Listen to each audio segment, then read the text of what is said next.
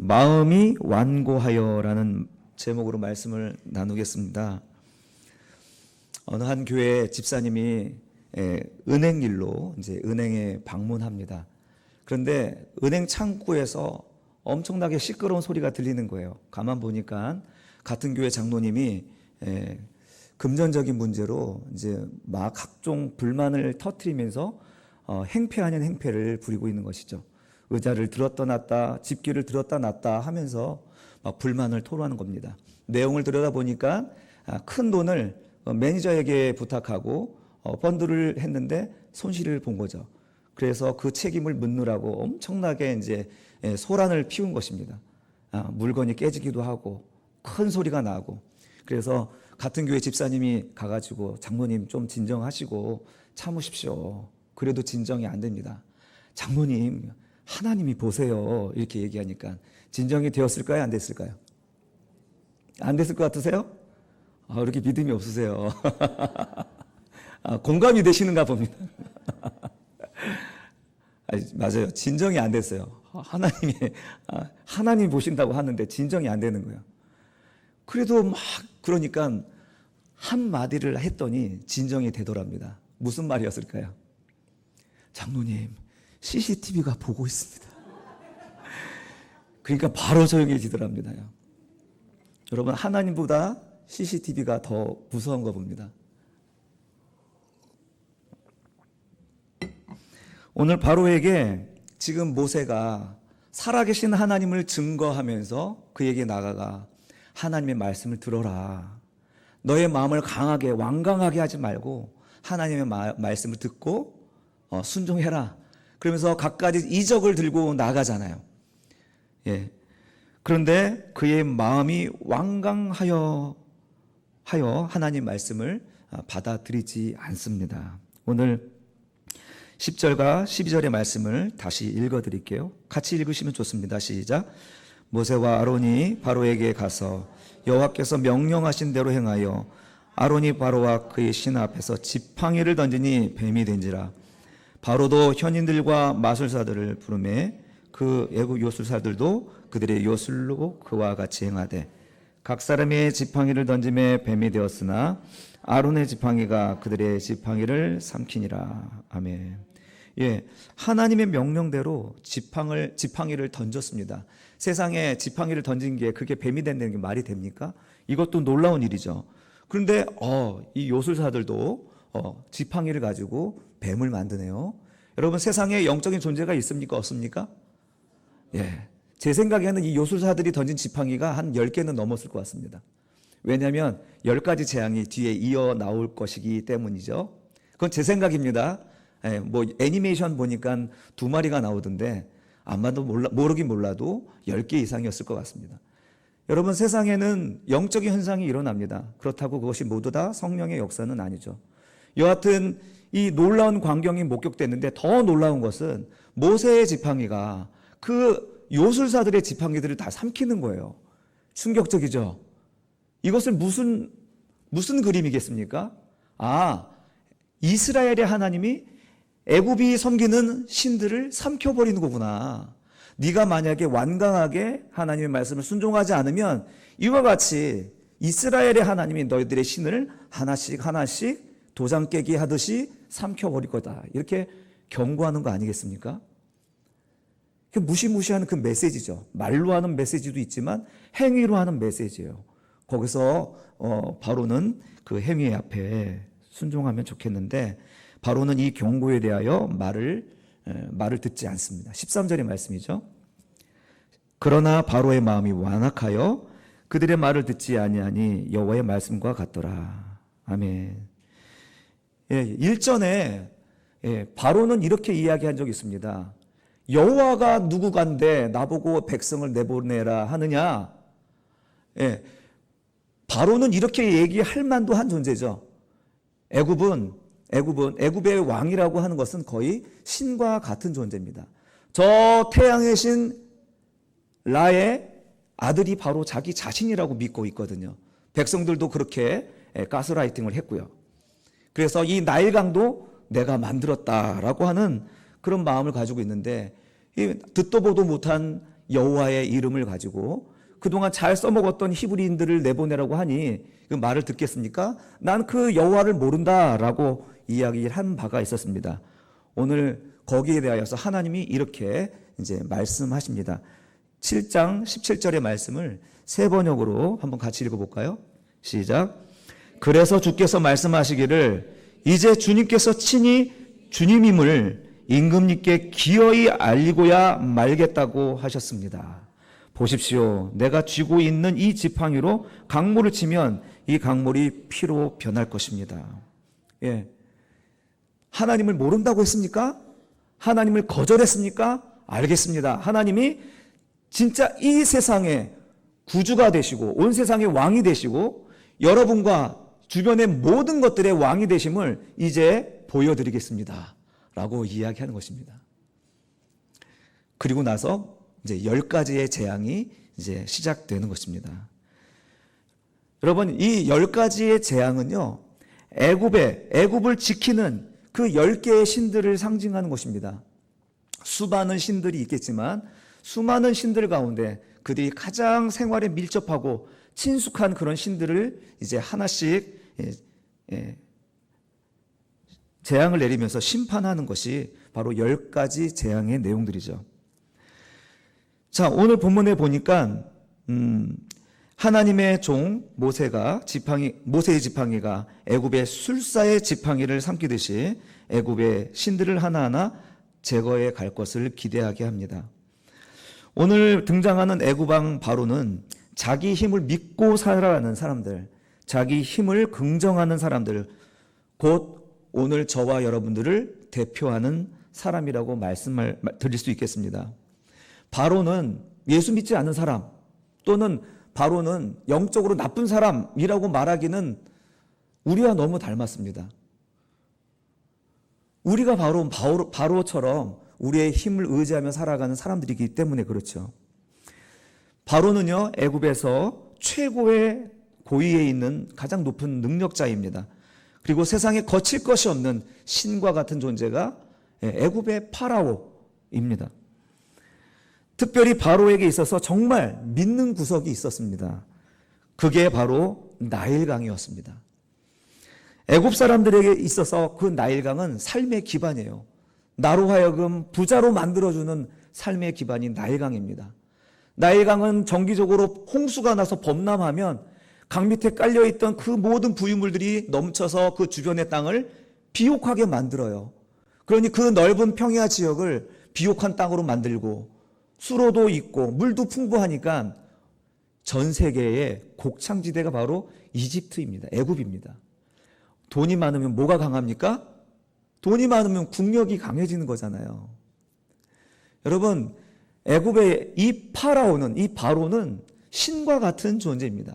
그 누가 그의 권세를 실추시킬 수 있을까요? 여러분, 나일강은 이렇게 바로뿐만 아니라 애굽 전역에 있는 많은 사람들에게 정말 잘 먹고 잘 사게 하는 모든 경제력의 원천이 바로 나일강인 것입니다. 그래서 많은 열강들이 그 땅을 욕심내기도 했죠. 여러분, 나일강을 가진 그 바로에게 거칠 것이 무엇이 있겠습니까? 바로는 이 강을 너무 사랑하여서 아침마다 하루를 시작할 때 그 강가에 가서 그 강의 신인 이시스를 위하여 제사를 드림으로 하루를 시작했습니다. 15절 한번 읽어보겠습니다. 15절 시작. 아침에 너는 바로에게로 가라. 보라, 그가 물 있는 곳으로 나오리니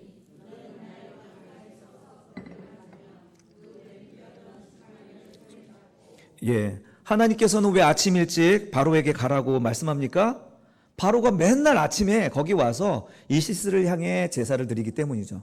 거기서 바로를 만나게 되면 네가 지팡이를 들고 있던 그것을 가지고 이제 하나님의 말씀대로 순종해라, 이렇게 말하는 것이죠. 오늘 본문에 보면 성경 기자도 첫 번째 재앙에 해당되는 본문에서 나일강, 또 그 강, 이렇게 이야기하는 단어가 10번이나 반복됩니다. 그만큼 바로가 의지하는 것이 무엇인가를 이야기하고 있습니다. 바로가 의지하는 것은 바로 이 나일강이었습니다. 또 에스겔 선지자가 이 애굽의 왕에 대한 심판을 전할 때 이런 말씀도 합니다. 에스겔 29장 3절 같이 한번 읽어볼까요? 시작.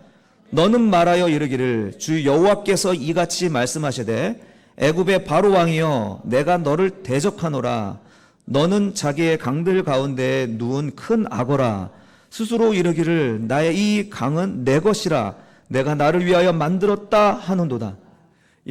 태양의 신인 태양의 아들인 그 바로는 정말 이렇게 얘기했을 것 같습니다. 나일강은 내가 만들었다.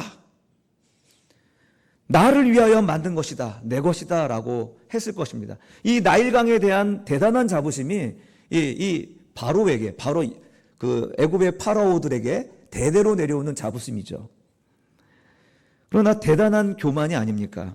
나일강은 어떻게 자기가 만든 것일까요? 그래서 나일강을 향한 끝없는 사랑을 고백하는 것이죠. 나의 사랑, 나의 생명, 나의 이시스 이렇게 노래 부르면서요.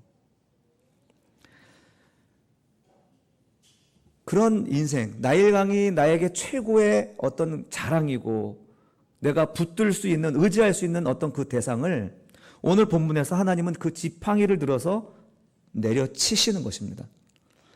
나일강을 치니 피가 되어버렸습니다. 강에 피가 되었다는 것은 지금 그 강의 이시스가 피를 흘리고 있다는 거죠. 죽음의 강이 됐다는 것입니다. 능력의 강이고 생명의 강으로 여겼던 그 강이 하나님의 그 지팡이로 말미암아 죽음의 강이 되었다라고 얘기하는 것입니다. 나머지 9개 재앙들도 다 마찬가지겠죠. 애굽에 있는 애굽 사람들이 의지하고 섬기는 그 신들을 하나씩 제거해 가는 역사가 오늘 10가지 재앙의 역사인 것입니다. 이렇게 스스로 신이 되어 사는 인생을 꺾어내는 사건이 바로 애굽의 사건입니다. 여러분, 이것이 믿지 않는 사람들만의 문제가 아니라 바로 우리 안에 바로 나의 문제, 그 문제를 지적하고 오늘 우리에게 말씀해 주시는 것이죠. 우리가 예수를 믿고 하나님을 온전히 섬기기 위해서는 여전히 내 안에 꺾어져야 할 우상이 있다는 것입니다. 여러분 어떻습니까? 여러분 지금 온전히 하나님께 잘 순종하고 하나님과 잘 소통하고 계십니까? 아니면 여전히 내가 버티면서 하나님을 꺾어보려고 하고 계십니까? 하나님은 이런 구약의 말씀 또 신약의 말씀을 통하여서 오늘 우리들에게 계속 질문하고 있는 것입니다. 내 속에 꺾어져야 될 영역은 무엇인지. 하나님은 바로에게 하신 그 첫 번째 영역이 바로 나일강을 치는 것이었습니다. 하나님이 나서서 그를 이처럼 꺾으셨다면 돌이켰으면 좋겠지만 왕이신 하나님께 돌이키는 게 아니라 마음이 완고하여져서 자기의 왕자로 돌아가는 내용이 오늘 본문의 내용입니다. 여기서 우리가 이제 생각해 봐야 될 것은 무엇입니까? 자기 자신을 과신하는 것, 이것이 얼마나 어리석은 것인가 하는 것입니다. 여러분, 내가 가진 것을 과신하는 것, 여러분 어떻습니까? 내 주변에 지식을 자랑하는 사람이 있고 내 주변에 있는 거, 돈 있는 거 자랑하고 또 힘 자랑하고 하는 사람들 보면 어떤 마음이 드십니까? 부럽습니까, 여러분? 전 어리석어 보이더라고요. 그게 나하고 상관도 없는데 그걸 사람들한테 자꾸 드러내려고 하면은 되게 좀 우습더라고요. 이렇게 자기 자신을 완강하게, 그러니까 자기 자신을 신뢰하고 과신하게 되면은 우리의 마음은 필연적으로 강해집니다. 단단해집니다.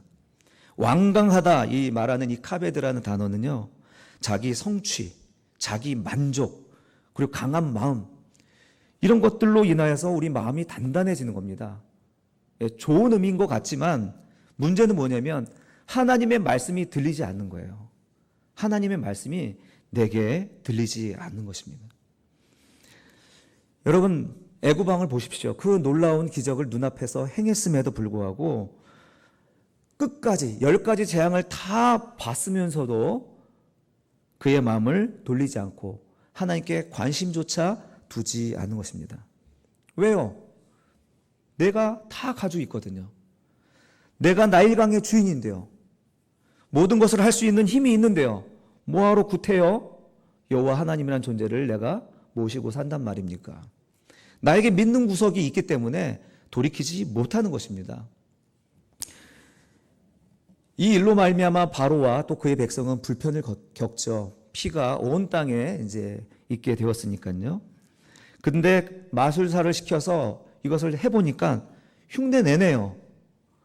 23절을 보면 그래서 그것을 보면서 마음이 다시 완고해져서 아무 관심이 없다는 듯이 돌아갑니다. 이제 앞으로 바로는 이렇게 하나님에 대한 무시, 무관심으로 인한 철저한 심판을 보게 될 것입니다. 여러분, 우리가 목장 모임에서 나누었듯이 하나님의 심판이 있는 이유에 대해서 한번 이야기 나눈 적이 있습니다. 하나님이 왜 심판하실까?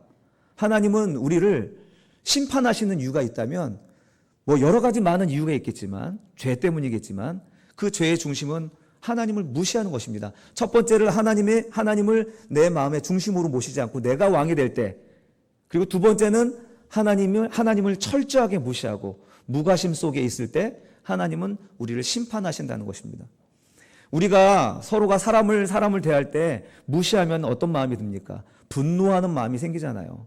사람과 사람을 대할 때 무시하는 태도로 우리가 일관하게 되면 반드시 어느 순간에 안갚음하고 싶은 마음이 생기지 않습니까? 여러분, 이런 인간과 인간에 있어서도 무시는 이런 분노를 자아내는데 전능하신 하나님에 대한 그 분노, 전능하신 하나님에 대한 무시와 무관심은 심판을 유발하게 되는 것입니다. 시편 14장 1편, 우리 1절 같이 읽겠습니다. 시작. 어리석은 자는 그 마음에 이르기를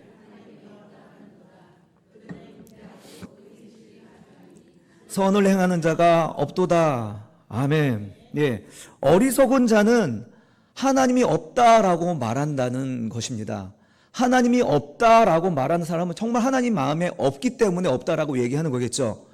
그런데 이 사람은 어떤 사람이냐? 부패하는 사람이라는 것입니다.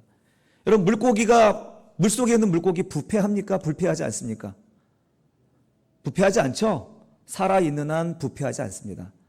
사람은 이렇게 걸어다니고 숨 쉴 때는 부패합니까? 부패하지 않습니까? 부패하지 않습니다. 우리는 호흡이 있는 한 우리는 부패하지 않습니다. 썩지 않습니다. 그러나 우리가 임종할 때 이 코끝에서 숨이 사라지는 순간 어떻게 돼요? 부패가 진행되는 것이죠. 하나님이 없다라고 말하는 사람은요, 이 코끝에 생명이 없는 사람과 같다는 것입니다. 그래서 그들은 늘 죽음의 열매를 맺을 수밖에 없는 것이죠. 선한 것을 맺을 수가 없습니다. 하나님이 없다라고 말하는 사람은 그 인생에서 선한 것을 거둘 수가 없다라고 시편 기자는 이야기하는 것이죠. 또 우리 마음에 이 완고해지는 이유 중에 하나가 하나님의 일이라고 여겨졌던 것들, 내가 한 것 같고 나도 할 수 있겠다 싶을 때 하나님이 일하셨고 하나님이 이루신 그 일들을 하나님의 것으로 돌려드리지 못할 때가 많아요. 모세가 하나님의 명령으로 나일강을 피로 만들었잖아요. 근데 이 일은 분명히 명백히 하나님이 하신 놀라운 일입니다. 그것을 봐야죠. 메시지를 봐야 되는데, 그런데 마술사들이 자기들이 이 종지 그릇에 물을 피로 바꾸는 것을 보면서 다시 인간적인 생각으로 돌아오는 거예요. 나도 할 수 있는데 뭐 이러면서. 그것이 근본적인 문제를 해결할 수 있는 게 아님에도 불구하고 나도 할 수 있다. 혹시 이거 내가 한 거 아니야? 이거 우연적으로 된 거 아니야? 하면서 일어났던 하나님의 일들을 잊어버리는 경우가 너무 많습니다. 다시 마음이 완고해지고 하나님이 보이지 않게 되는 것이죠. 우리가 이런저런 문제로 하나님께 나와 기도하고 또 문제를 해결해 주세요 기도했는데 정말 기도한 대로 그 문제가 해결이 되었어요. 그런데 어느 정도 안정이 되고 문제가 해결이 되면 어떻게 돼요? 이게 하나님이 해주신 일인가? 이제 긴가민가해지기 시작해요. 이거 좀 사실은 내가 이렇게 미리 일을 했기 때문에 일이 이렇게 된 거로 이제 생각을 하게 되는 거죠. 인과관계로 돌려버리는 거예요. 분명히 내가 하나님께 기도하고 하나님이 나에게 긍휼을 베풀어서 그 일을 나에게 이루어 주셨음에도 불구하고 일이 되고 나면 이렇게 마음이 바뀌어지는 것입니다. 여러분 어떠십니까? 이게 사람의 마음인 것 같습니다. 이렇게 사람은 어렵고 힘들 때는 정말 하나님을 찾지만 힘이 있고 넉넉하고 정말 믿는 구석이 생기면 다시 하나님을 떠나는 것들을 자꾸 반복하는 것 같아요. 12의 혈루병 앓은 여인, 신약 성경 예수님께서 치유해 주신 여인이 한 분 계시죠? 마가복음 5장에 12의 혈루병 앓은 여인이 있습니다. 그 여인을 표현할 때 12해 동안의 의원들에게 이 모든 재물을 다 허비하였다라고 이야기합니다. 이 여인은 보통 가난한 사람들은 의원들에게 갈 수가 없습니다. 돈이 없기 때문에. 가난한 사람들은 병에 들면요, 그냥 종교적인 힘에 의지합니다.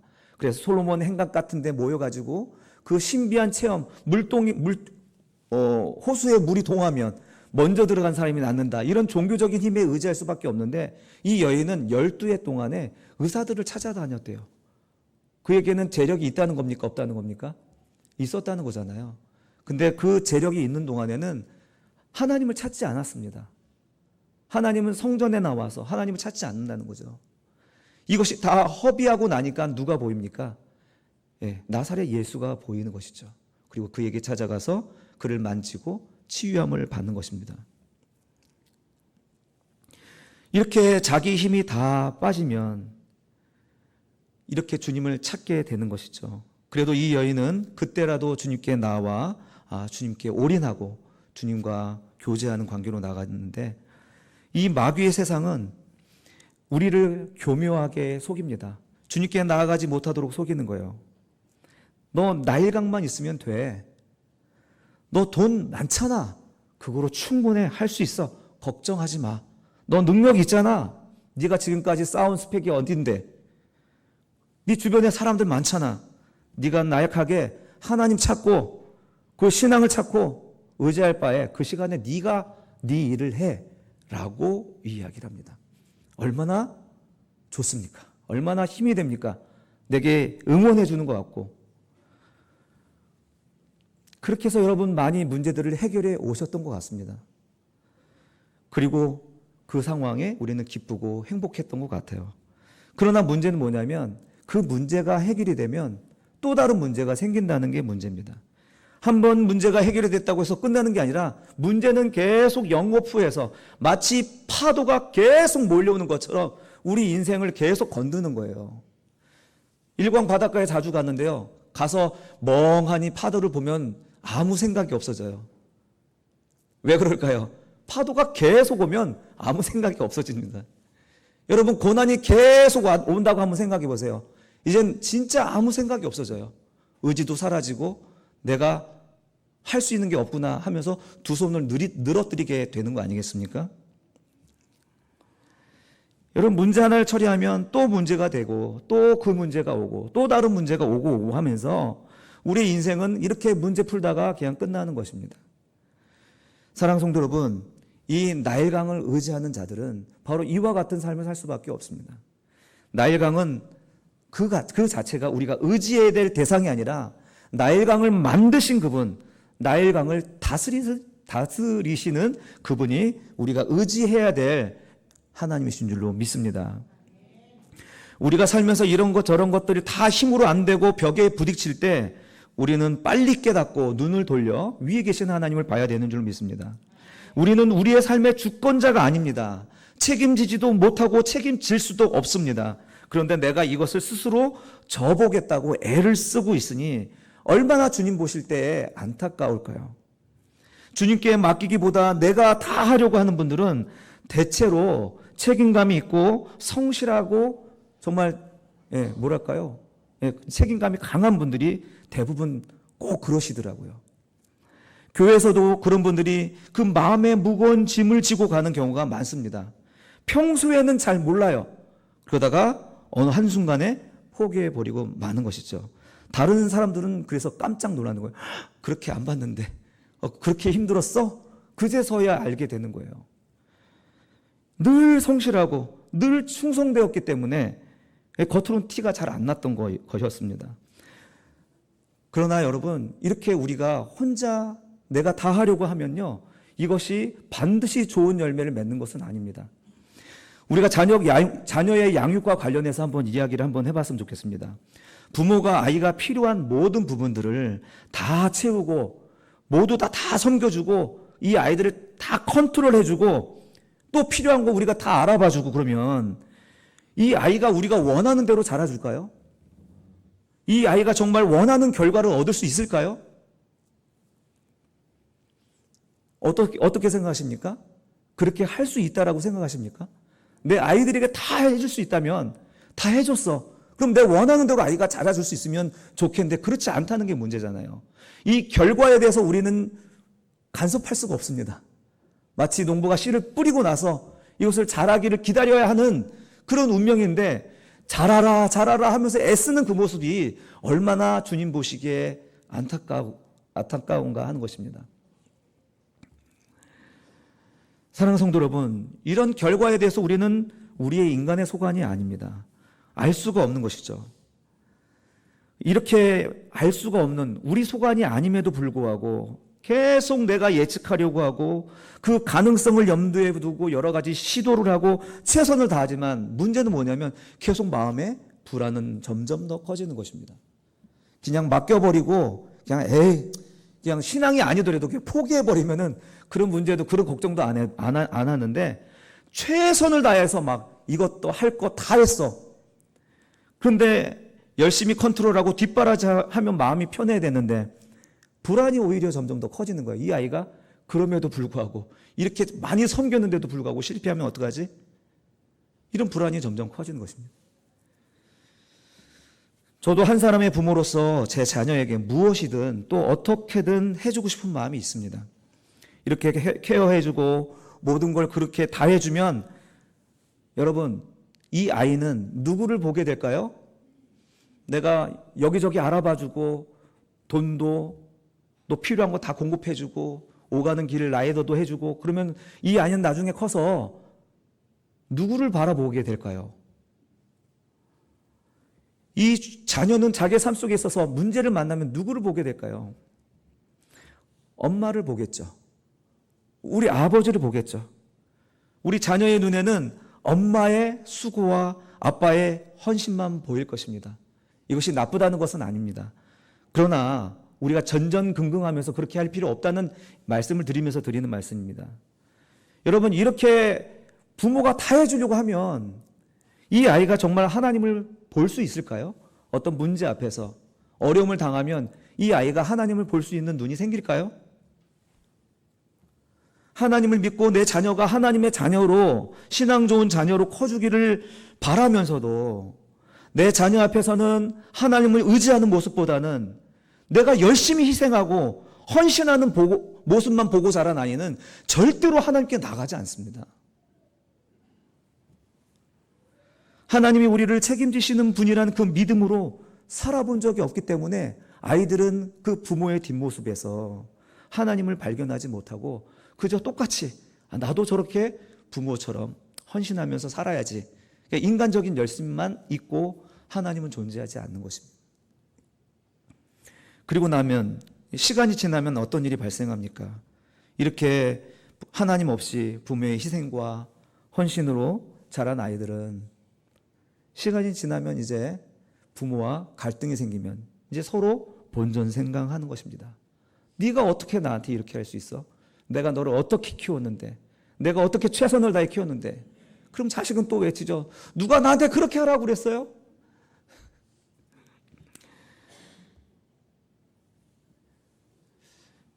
왜 부모님들은 이런 마음이 될까요? 왜 어떻게 네가 나한테 이럴 수 있어? 이렇게 말할 수가 있습니까? 실제로 그렇게 자녀들을 섬겼거든요. 정말 죽자 사자 아이를 잘 섬기고 키웠거든요.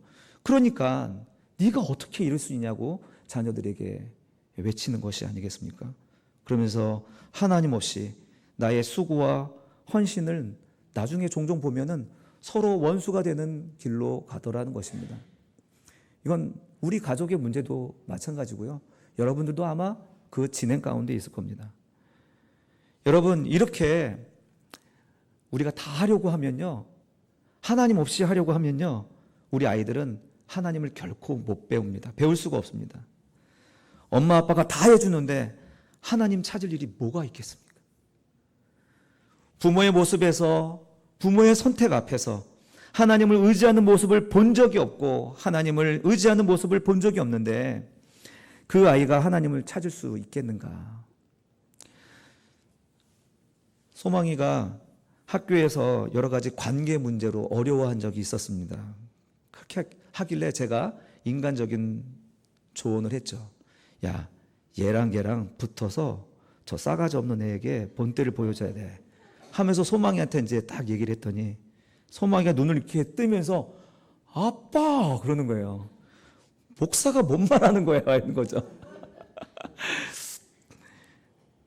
우리는 하나님을 믿는다고 하지만 여전히 사람의 방법에 더 의지하게 되고요. 사람의 방법을 막 찾아 나서는 것이 어쩌면 당연한 것 같아요. 어쩌면 우리가 할 수 있는 일을 우리가 해야 돼요. 물론. 그러나 우리가 할 수 없는 일임에도 불구하고 그것을 내가 짊어지려고 하면 그 아이들은 그 위험한 순간에 누구를 의지하겠냐 이거죠.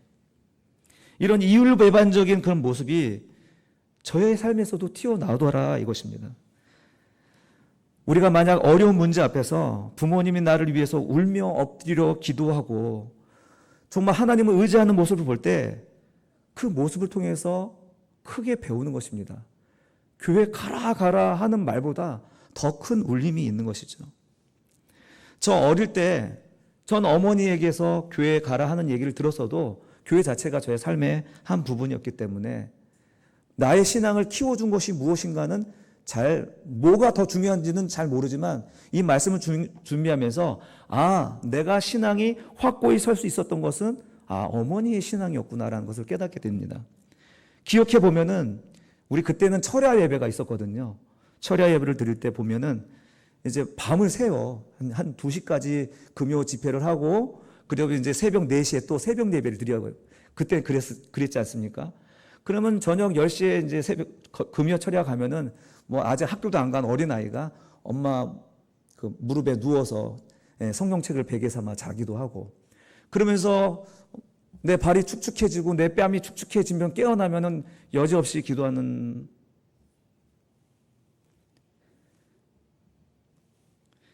어머니의 모습이죠.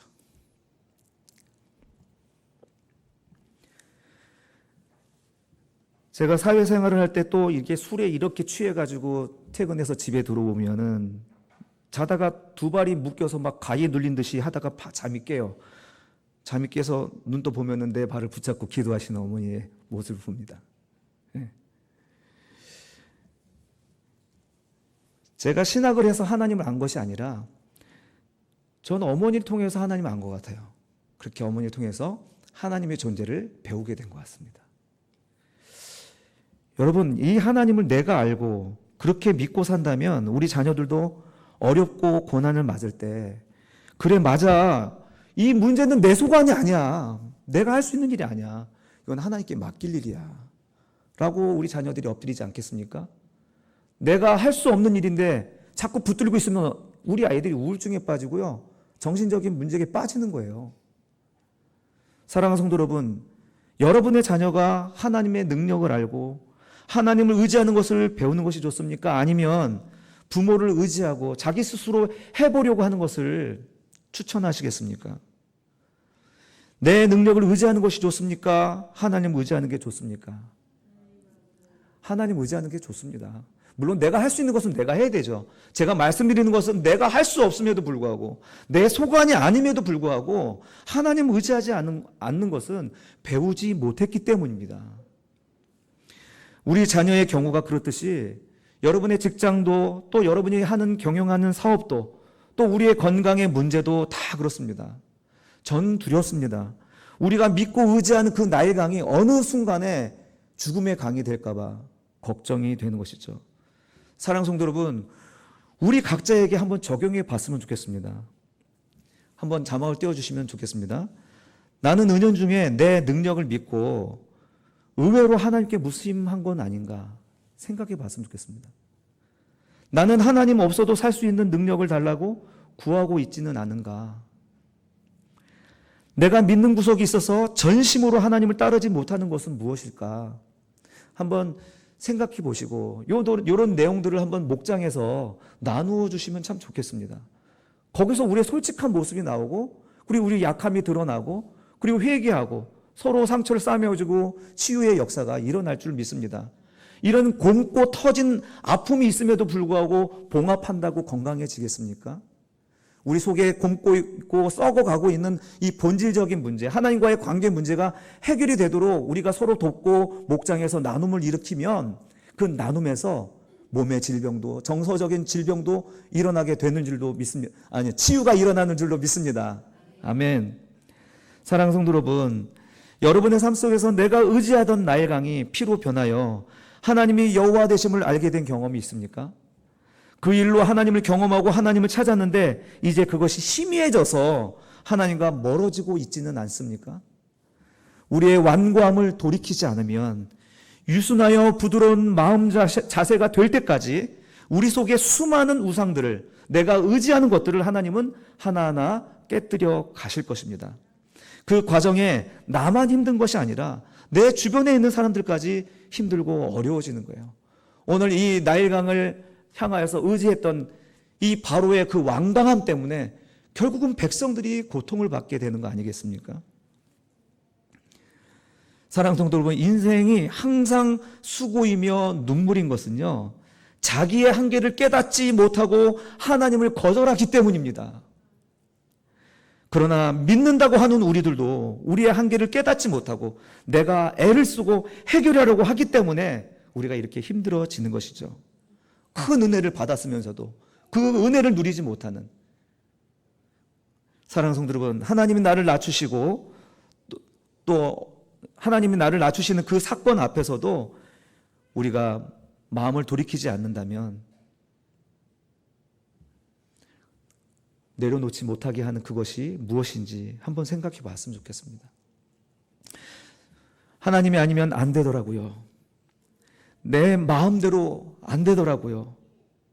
예수가 가장 중요하더라고요. 이렇게 고백할 수 있었으면 좋겠습니다. 여러분 자녀들에게 뭘 보여주실 것이겠습니까? 돈이 많으면 좋겠습니까? 우리 자녀들이 스펙을 쌓는 것이 좋겠습니까? 여러분, 내 힘과 능력으로 인생이 잘 되는 것은 결코 축복이 아닙니다. 나일강은 언제든지 피로 변할 수 있습니다. 나일강의 참 주인 되시는 하나님을 붙잡는 것이 참된 복인 줄로 믿습니다. 예수를 전해주는 것이 축복인 줄로 믿습니다. 우리 이 시간 같이 찬양 부르면서 잠시 기도했으면 좋겠는데요. 나의 힘이 되신 여호와여, 내가 주님을 사랑합니다. 우리 가사의 내용대로 우리 하나님을 높이면서 주님만이 나의 참 힘이 되시고 주님만이 참 나의 의지할 분이십니다 라고 마음에 결단하며 기도하는 마음으로 이 찬양 같이 불렀으면 좋겠습니다.